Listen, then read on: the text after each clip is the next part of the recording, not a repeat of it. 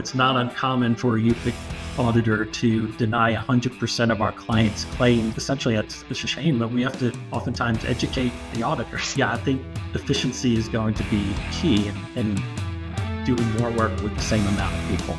This is a conversation series about the people shaping the future of healthcare. These are the leaders who see opportunity where others see obstacles. Each episode highlights experts that understand the complexity of healthcare but choose to act with clarity, purpose, and optimism.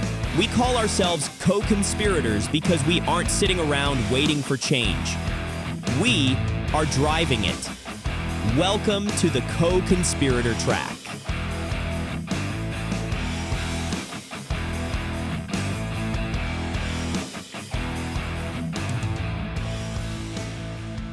So Wayne, thanks for coming on the show today. Really appreciate your time. For those who may not be familiar with the Van Halem Group, can you give us a little background of the company and also your role there? Yeah, sure. So we've been in business nearly 20 years now. This year will be our 20th year. And we're a healthcare consultancy based in Atlanta that works with healthcare providers, medical equipment manufacturers, law firms, and just assist our clients as they navigate sort of complex regulatory issues. My background and the background of most of our team is having worked at CMS or contractors working on their behalf, primarily in the area of program integrity. So we do a lot of work with audits, appeals, and compliance as well.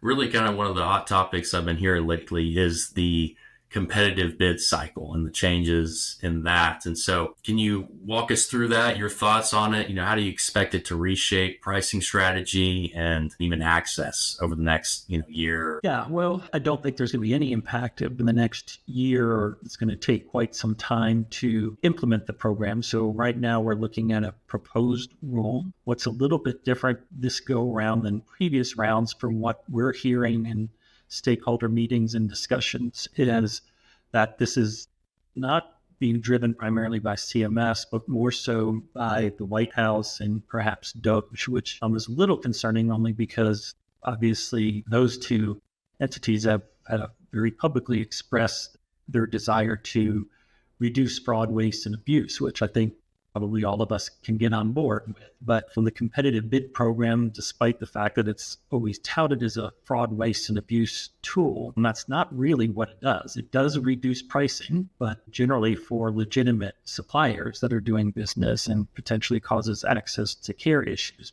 I don't think it will have an immediate impact because we have to, obviously, there's a comment period now that goes until the end of August, and then we have a period of time where we wait for the final proposed rule, the final draft of the rule. And then there's an implementation timeline that is pretty significant. And during the last round of competitive bidding, I think it was about a 22-month implementation timeframe. And I don't imagine it's going to alter that timeline just because a lot of it is actually built into regulations and requirements. So I do think it's going to have an impact, and pricing will likely be impacted, particularly if they add in some new product categories that haven't gone through competitive bidding before, which they are hinting to in the proposed rule, like CGM and urological ostomy supplies, for example. But, right now it's kind of hard to say. There's a lot of unknowns, both with the proposed rule and we don't know what product categories they are thinking of. So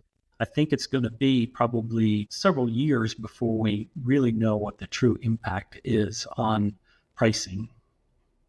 So what's your guess? You said access and really to cause potentially some care issues. Can you kind of unpack that a little bit and how you potentially foreseeing, the reduction in price, the competitive bidding? And I see it as, providers really that care more about service and quality, and even the product is higher quality, is they're just going to get cut out. And, people who may be more willing to pay the extra buck for a better product are just not even going to get exposure to it. So, what are your thoughts on that?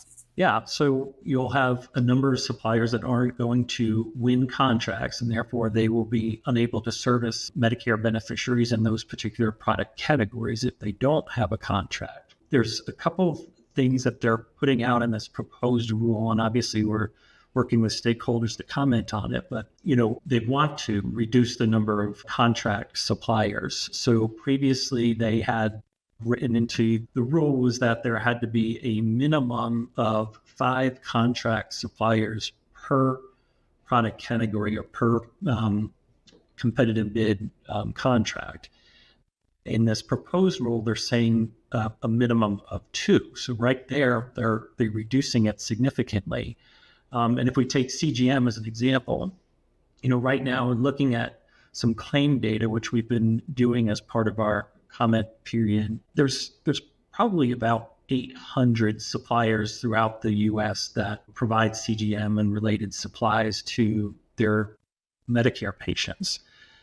If technically they can limit that now to 2 suppliers, which I don't think they're going to do that. But in the proposed rule, it does talk about they're estimating about 7 to 10 suppliers for that particular product category. So you're looking at a significant reduction in the number of suppliers able to provide services. As a result of that, it was very similar to what happened with the National Mail Order Diabetic Supply competitive bid contract that they did years ago. And there were so many suppliers billing for diabetic supplies, and then it was limited to, I think, 18. So this is going even lower than that. And there were issues with beneficiaries were confused as to where they can go to get their supplies. They were just being told by their current suppliers that they were no longer able to service them. So I think it ended up with a lot of beneficiaries just having to, go to a local pharmacy, which CMS just doesn't have the ability to track that. So while CMS says, there was no access to care issues, claim volumes went down because a lot of patients were actually supplying equipment out of their own pocket. So definitely concerned over access to that care. There was other issues with competitive bid contracts that were awarded to suppliers that didn't really have a footprint within the competitive bid area. So remember, hospital beds was a good example of that. There were very few hospital bed suppliers in one of the CBAs out in California, and several of them were actually outside the CBA, hundreds of miles away, and weren't able to deliver equipment to beneficiaries in that area. So there ended up being a long wait. And I think the California Hospital Association even got involved with it, CMS, because when they were having so many issues getting the equipment they need to patients in their area. So some really big side effects from this potentially, and hopefully not, but potentially some yes, pretty tough things for the industry. So how can providers prepare then for this change? So right now, our biggest recommendation is to provide comments to the proposed rule. There are resources out there through VGM Government Relations team, as well as American Association for Home Care's team, and guides on there. But the more comments that we can get from suppliers that show what the potential impact is on you as a supplier is something that's going to hold a lot of weight. There's a lot of other things in the rule too that are really impactful outside of just the competitive bidding. There was also they want to propose that suppliers now will have to be accredited annually, whereas it's always been every 3 years. And then anyone who's familiar with accreditation knows that that takes a long time to prepare for, and a lot of work to not only go through your initial accreditation, but also your reaccreditation. And in talking with some of the accrediting bodies, they don't have the manpower to do surveys every year. There's some suppliers out there that are large national companies that they would have to be surveyed nearly daily just to meet the requirements. So that is significantly impactful on suppliers. Not only is it the work associated with it, but also the costs associated with it. Accreditation isn't inexpensive. So getting suppliers to comment on these proposed rules and outline why they think that they're not feasible is really, really important. Now is our only chance. We have till August 29th. Otherwise, we're going to be stuck with this program as it's proposed, and as it's proposed would be disastrous for a lot of suppliers. So that's the key thing that we're trying to for suppliers to do now but also to start thinking about a strategy moving forward. We don't have a lot of details as of yet, but understanding and making sure if you want to bid in other competitive bid areas that you're starting the process of being appropriately licensed in those areas. Make sure your provider enrollment file with CMS is up to date and accurate, because those are all things that will be checked as we go through the bidding process. So now's a good time while we wait for more details to take care of some of that sort of housekeeping type of stuff. Get active with your Congress, with your local government, with your representatives and National Association.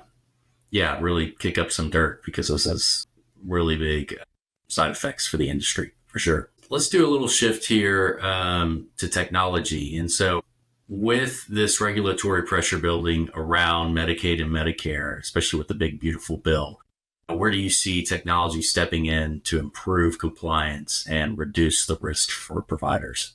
Yeah, I mean, there's certainly a lot of new technology that assists providers. And I think the key is learning how to be more efficient, because with these cuts in these, there are a lot of Medicaid cuts in the big, beautiful bill. Now with the implementation of competitive bidding, there's a good chance we're going to see pricing decrease in a lot of these product categories. So being able to be more efficient and do more work with the same amount of people is, I think, key to being successful moving forward. And that's not something that's unusual or new. I mean, that's something that we've tried to do here in our practice for quite some time, is being able to just be more efficient by implementing technology and utilizing tools that are available to us, because, hiring people and, getting them trained and on board is a challenge for a lot of entities in today's environment. So yeah, I think efficiency is going to be key in doing more work with the same amount of people. Yeah, absolutely. I mean, as an automation company, we greatly agree with you. That are so absolutely, we're drinking the Kool-Aid though. Okay, so what is the Van Halem Group doing right now that could help shift, this trajectory and really this pressure going for providers, dealing specifically with audits? How are you guys stepping in, partnering with other providers to solve these issues? Yeah, sure. So I would say one of the key things that we're doing now outside of our normal sort of education process, like you mentioned, Kelly was doing a presentation down in Florida at FACS, and I'll be up in North Carolina in a few weeks doing the presentation there, and just educating providers on what we're seeing in the audit environment and the potential impact that it could have. But there's other things that we're doing that are on a much bigger scale. For example, we're part of the American Association for Home Care's Regulatory Council, and we've seen in our practice just a consistent number of issues with UPIC audits, which are Unified Program Integrity Contractor audits. And they're really aggressive, and we're seeing them make a lot of mistakes and errors, like really blatant things. So we've formed a work group of industry stakeholders, and we're actually meeting for the second time with CMS in a few weeks to provide some examples of some of these really burdensome audits that, it's not uncommon for a UPIC auditor to deny 100% of our clients' claims, but then when we appeal the claims on their behalf, 100% of it gets overturned. And, at that point, these audits are just costing the government money. It's costing the supplier money for time and energy and appealing and going through that process. So I think working with CMS, with the new administration, she's not new to CMS, but she's a political appointee. So she sort of comes and goes as the different administrations comes in, and she's back now. And her focus is program integrity and always has been. And she's now third in charge at CMS. So and is willing and has met with industry stakeholders and I think understands our point of view perhaps better than maybe some of the previous folks within those roles. So it'll be interesting to see, what sort of oversight that they implement with these auditors with her in that role. And again, she has been willing to meet with us. So I think that's a positive thing, that at least, in the past, if you want to talk to CMS about audits, you are always very successful in doing so. but they do seem to be more willing to do that now. So happy to see that. But there really needs to be a significant change in the way in which these audits are being conducted. That's part of our discussions with them is making recommendations along those lines that would sort of ease the burden again on our clients and the industry in general. Yeah, specifically just on the UPIC audits, is there anything practical you can give to help providers of, when you see that, 100% denial and then it's absolutely wild that it goes 100% reverse? Did you see a thread there or anything that you can point out? Yeah, one thing that I'd recommend is that they seek assistance from someone to represent them through that process that's really familiar with it, whether, it be a consulting company or it be a law firm. I think putting your best foot forward during the initial response is the best thing you can do. It's obviously it doesn't always work because these UPIC auditors make errors. We just had them deny a bunch of claims for oxygen for a client saying they didn't have a CMN and all of the equipment was set up after the CMN requirement went away. So obviously blatant error there. The biggest tip that I could say, aside from putting your best foot forward to try to, we've been proactively, when sending responses, doing a cover letter explaining, our client's process and what the policy requires and those kind of things. And then, at least some of those instances, the UPICs came back with no improvement. So we're really pleased to see that. So that's one thing that we've been doing more of to try to just essentially, it's a shame, but we have to oftentimes educate the auditor. And I do think our auditors, we have a significant amount of experience. There's been a lot of turnover with CMS contractors. So yeah, I think making sure you don't just accept what they say. And I think oftentimes suppliers will get a letter from the UPIC demanding money back and they just sort of roll over and say, well, I guess I have to refund this money. When in actuality, you have rights to an administrative appeal process that we still see significant amount of claim denials overturned. And years ago, there was a huge backlog in the appeal process. And I think that scared a lot of people away, but that backlog is gone and resolved now. So definitely take advantage of those appeal rights that you have.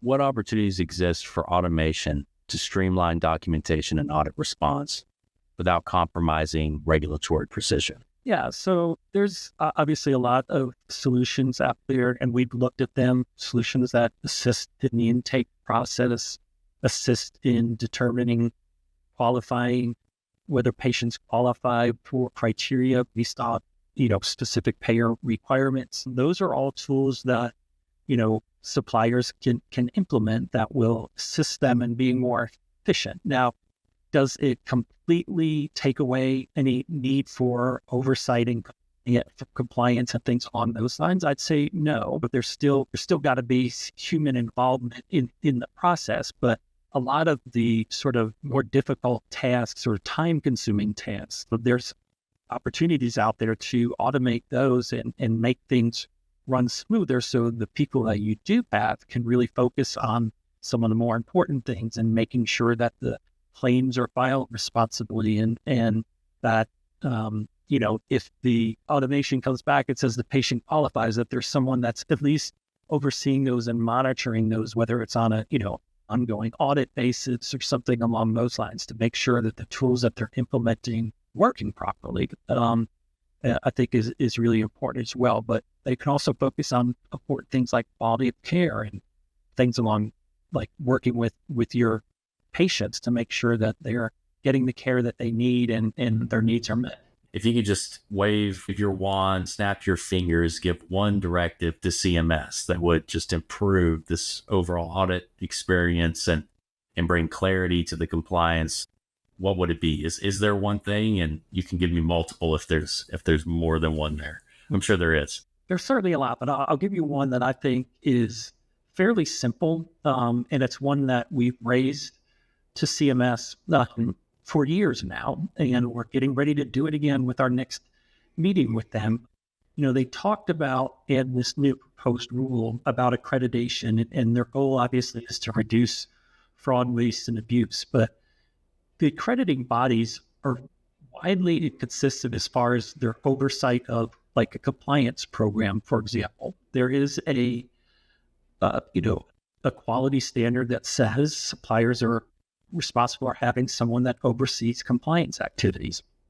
So, that's the quality standard, but you'll have some accrediting bodies that are going to go in and not only do they want to make sure that there's someone responsible for compliance, but what are they doing? Are they doing the things that they're supposed to be doing, which is, regular, quarterly, whatever interval they deem appropriate, but internal audit plan. There's got to be training and education annually for your staff in the area of compliance. There's, got to be policies and procedures related to compliance. All of these things are part of an anonymous method for reporting compliance concerns. Those are all things that they're expected to be doing per the guidance out there, but a lot of suppliers are not doing all of those things. They might be doing some of it, but not doing all of it. But some accrediting bodies just go in and essentially ask if they have someone responsible for compliance, and that's sort of where the oversight sort of stops. But there's more to it than that. So you have these agencies out there that are going out and assessing these providers, but making them be more consistent and comprehensive and reviewing suppliers' compliance activities should give CMS more comfort in knowing that if these companies are accredited, then there's been some sort of analysis of their compliance activities. My last final question for you is, what are you most focused on right now? Is there a special project, an initiative that you're most excited about when you start your day? Yeah, I love tackling clients' problems and helping them come to some solution. And our team is just really, really good at that. On social media, share our success stories all the time. And that's extremely rewarding. I'll say it's not my focus currently. We certainly have projects that we're working on, but competitive bidding is taking up a lot of time right now, both meeting with industry stakeholders, but also with our relationship with BGM and drafting comments. Also focus a lot on trying to get support for some of the legislation out there like HR 2005. It's not as exciting as tackling a project, and the competitive bid commenting and response is just, it's a lot to be working on right now. And we've had both in-person meetings, virtual meetings, and just trying to, pull together the industry to show a united front is not an easy task. So that's something that I've been focused on and will continue to focus on because, obviously this could be a terrible program for our clients and we don't want to see that happen. So just making sure that, you look at the resources out there, because I know, there's those of us out here that, we have to read through the entire proposed rule because that's part of our job. It's not fun, but it's something that we all have to do. And we've done that. And so groups like BGM and A Home Care are planning on publishing sources. A Home Care has already put some out. BGM's preparing some as well that will sort of guide suppliers and say, this is why this isn't a problem. But then they take that and make it personal for them and how it impacts their business. I think will really send a very strong message.